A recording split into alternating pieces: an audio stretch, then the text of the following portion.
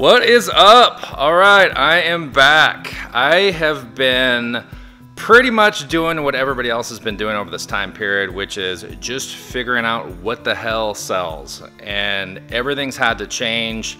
This time of year, I mean, it's usually super slow for me, so I'm usually doing a ton of shoes and I'm doing swap meets and that sort of thing. But as you know, we've been on lockdown, so I haven't been able to do the same crap that I usually do, so I've just had to get creative, which is, I am sure, what you're doing. So anyways, I wanted to kind of tell you and show you what I've been doing in the meantime. So my mom has an Etsy store. And she actually started getting into printing on face masks, like printing on designs, all that sort of stuff. It wasn't something that I've done before. You know, face masks during the start of the pandemic were kind of like a no-no, essentially. So if you got into them, you might have gotten suspended, all that sort of thing. But everything kind of loosened up. People started doing their own designs, making their own face masks and that sort of thing. And so it became like completely acceptable. So like I said, my mom started an Etsy store and she started doing face masks, and a couple of the designs took off. One for sure took off. And so it got really busy for her, and she actually asked me if I'd take over that business from her. So it was awesome timing. I was super appreciative that she was able to let me do that. And so I want to show you guys printing on face masks, what that looks like, how to do it, take some of the learning curve out of it, and just show you what we've boiled it down to so that you guys can learn how to do it. So just to kind of backtrack a little bit, that one of the face masks that took off was doing about $16,000 a month or so. That's what was getting deposited in my account. So it was fantastic, and we're still trucking along and we're still doing designs. That design isn't as popular as it was anymore, so it went up and it's kind of back down. Probably because there's you know, people knocking it off, that sort of thing. I mean, that happens if you get something that's good. So what we're doing is we're making more designs and putting more stuff up and printing the masks and all that sort of thing. But I want to show you guys how to do it. And because my mom taught me how to do it, and I would like to take credit for this, but she figured it out. I'm going to show you guys now how this works. I'm going to show you the mask, and we're basically going to be printing face masks that aren't full bleed. So I'll show you what I mean by that. A full bleed mask is essentially you're printing the entire mask. So you're printing everything on it. These you're just printing in the center. It goes really fast. You can print full color. You can print anything you want, pictures, all that sort of stuff. So, all right, well, let's do it. Okay, so these are the face masks that we're using. They are, let me zoom in a little bit on it. They're kind of a cotton material. They don't have a nose wire or anything like that.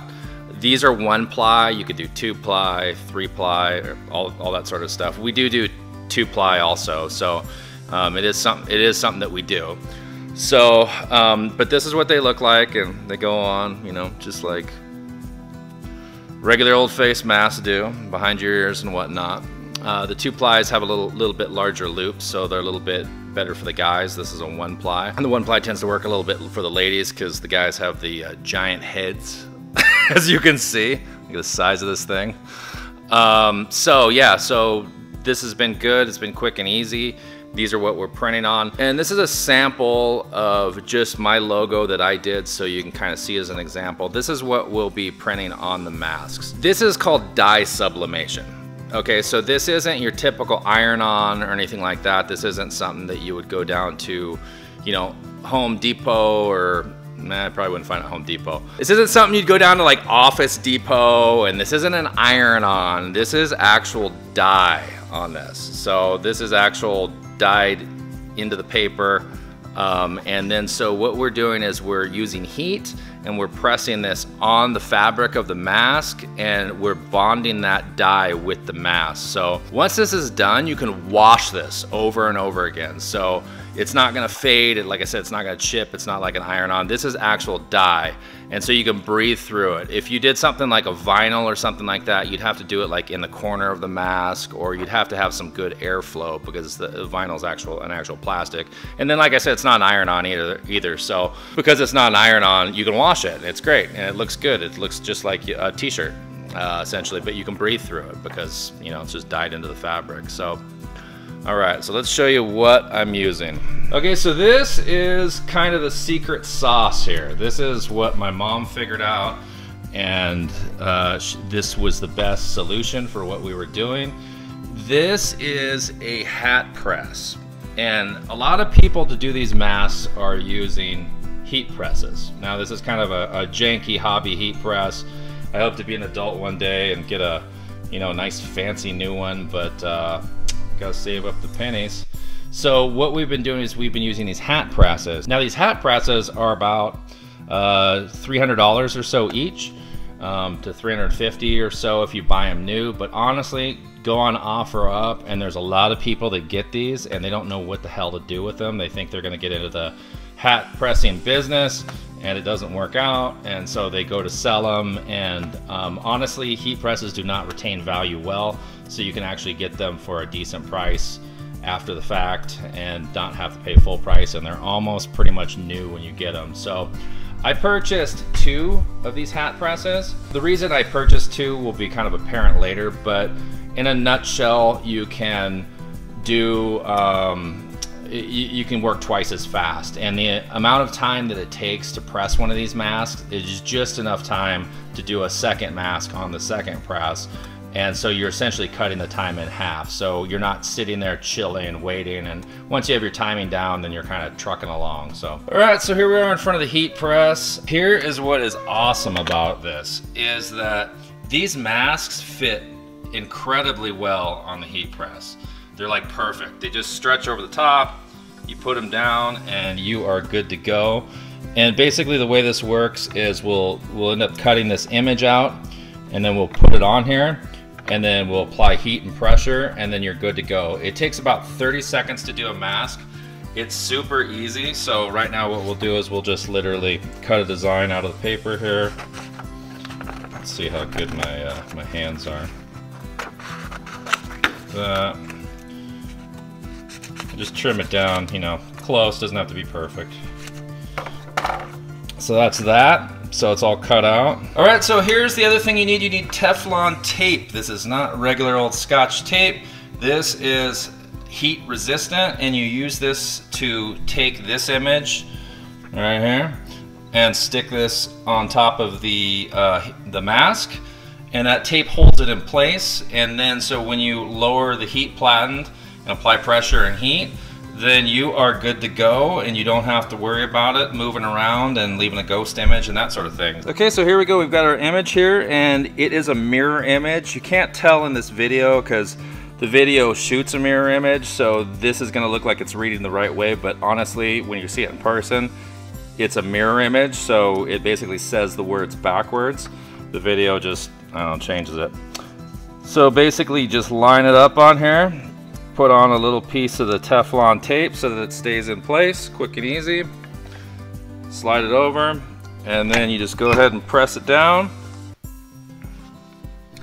And you leave it on there for about 30 seconds.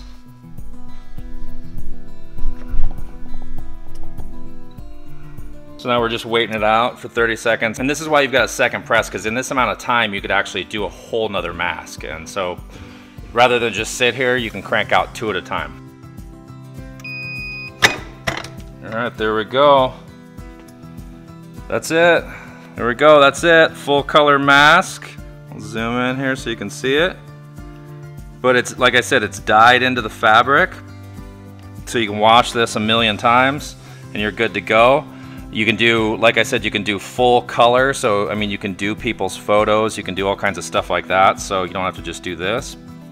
But yeah, so that's that. I mean, it's as easy as that. And like I said, these aren't the full bleed face masks. Full bleed face masks, the image covers the entire mask. So this is just printing in the center.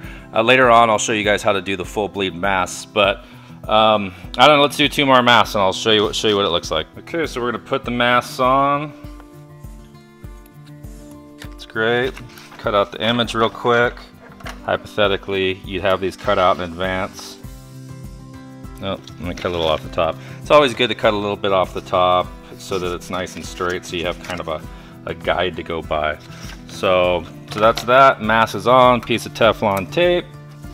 Here we go. Done. And you can see this is why you've got 2 presses, because you can work twice as fast. It's literally enough time to sit, cut, get out the image that you want. And if you're not fumbling around like I am because you're on camera, then you just put it over the top. Piece of Teflon tape. Okay, we'll get this next one on here.